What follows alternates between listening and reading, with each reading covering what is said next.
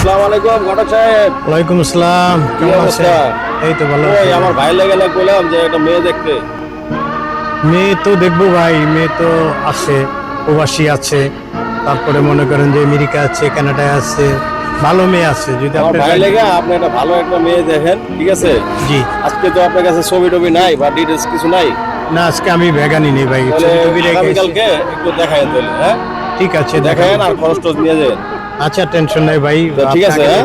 ওকে ভাই, আল্লাহ হাফেজ।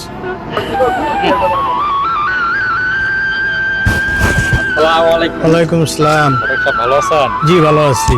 তো আপনার ভাইয়ের সাথে তো দেখা হয়েছিল আমার রাস্তায়। ভাই কি বলছে আপনারে? তো বলছে যে আপনি আমাকে কালকে কিছু ছবি টবি দেখেন। আমি তো বললাম যে প্রবাসে থাকে, হ্যাঁ। আমেরিকায় কানাডায় আছে, ভালো মেয়ে আছে। আমি আমার এটা বিয়ের কথা বলছে? হ্যাঁ, আপনার বিয়ের কথা বলছে। চালে বলুন।